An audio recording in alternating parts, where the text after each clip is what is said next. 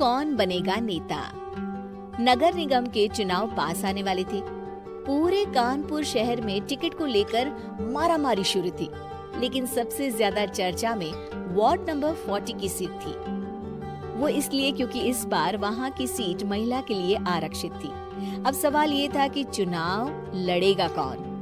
इससे पहले ठाकुर साहब वहाँ से पार्षद थे और इस बार उन्होंने अपनी पत्नी सीमा ठाकुर को टिकट दिलवाई और ठाकुर साहब की शान के कारण सीमा जी ने 20,000 वोटों से चुनाव जीत लिया। अरे बधाई हो सीमा भाभी, अब तो आप वार्ड की पार्षद बन गई हैं। अब तो हमारे काम आप ही करवाएंगी। और ये तो सिर्फ नाम की पार्षद बनी है, वो तो महिला सीट आ गई, वरना पार्षद तो मुझे ही बनना था। अब भले ही चेहरा इसका होगा, लेकिन पावर तो मेरी ही होगी। अरे वाह भाई साहब, क्या दिमाग लगाया है आपने भी। आइए आप लोग, खाना लगा दिया है सबके लिए। सीमा जी पार्षद बन चुकी थी, फिर भी उनकी एक ना चलती। सारे काम ठाकुर साहब खुद ही संभाल लेते और जहाँ जरूरत पड़ती वहाँ सीमा जी का अंगूठा लगवा लेते। सीमा जी ज्यादा पढ़ी लिखी भी नहीं थी। एक दिन ठाकुर साहब और सीमा एक प्रोग्राम में जाते हैं। अरे ठाकुर साहब, आप आ गए। ओहो, पार्षद मैडम भी आ गई है। स्वागत है आप दोनों का। लगता है हमारे पार्षद फंड का सही इस्तेमाल हो रहा है। चलिए अब उद्घाटन करते हैं। ये लीजिए ठाकुर साहब कैची, आप ही सबसे पहले प्रवेश कीजिए। सब लोग आगे निकल जाते हैं और सीमा जी पार्षद होने के बावजूद भी पीछे खड़ी रह जाती हैं। वो देखती हैं कि वेलकम बोर्ड पर उनका नाम है, लेकिन महिला होने के कारण कोई उनका सम्मान नहीं कर रहा। अगले दिन एक आदमी उनके घर आता है। अरे ठाकुर साहब नमस्कार। कल ना हम नोटिस किए कि हमारा घर तो अवैध है और नगर निगम वाले उसे तोड़ने आ रहे हैं। अरे कुछ कीजिए ना ठाकुर साहब। देखो भाई, मैं तो ज्यादा कुछ कर नहीं सकता, पर अगर तुम सबकी जेब गर्म कर दो तो कुछ हो सकता है। कुल मिलाकर 4 लाख लगेंगे। अरे 4 लाख ठाकुर साहब? अरे भाई, मैं अपने लिए नहीं मांग रहा हूँ। दरोगा है, इंजीनियर बाबू है, बड़े साहब है, सबको देना पड़ता है ना थोड़ा थोड़ा। बोलो है मंजूर? तभी वहाँ अचानक सीमा जी आ जाती हैं। अरे ये आप क्या कर रहे हैं? पहले इन्हीं लोगों से तो आपने वोट मांगे, अब इनसे ही पैसे ले रहे हो।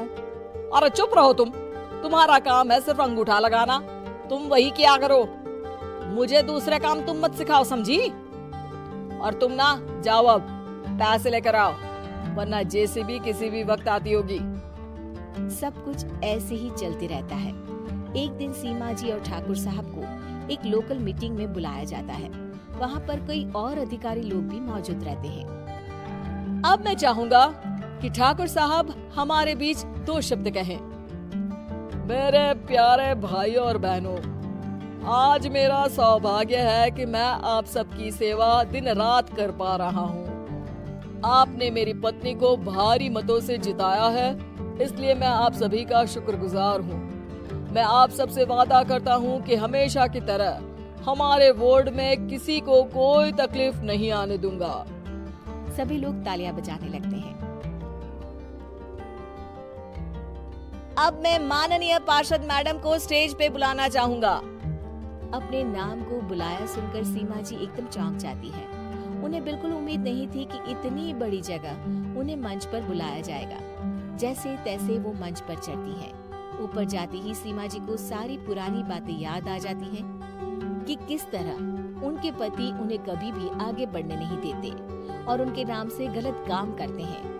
वो बोलने लगती हैं, मैं आपके वार्ड की पार्षद सीमा हूँ। आप में से बहुत कम लोग ही मुझे जानते होंगे, क्योंकि इससे पहले मुझे कभी ऐसा मौका ही नहीं मिला। सारे मौके मेरे पार्षद पति यानी आपके ठाकुर साहब ही लेते रहे, लेकिन आज ये मौका मुझे मिला है तो मैं इसे ऐसे ही नहीं जाने दूंगी। मैं आपको ये बताना चाहती हूँ कि आपके ठाकुर साहब मेरे नाम की आड़ में गैर कानूनी काम करते हैं, जिस पर अंगूठों के निशान मेरे होते थे। इसीलिए मैं अपनी गलती मानती हूँ और आज अपने पद से इस्तीफा देती हूँ, ताकि आगे से कोई गलत काम ना हो पाए।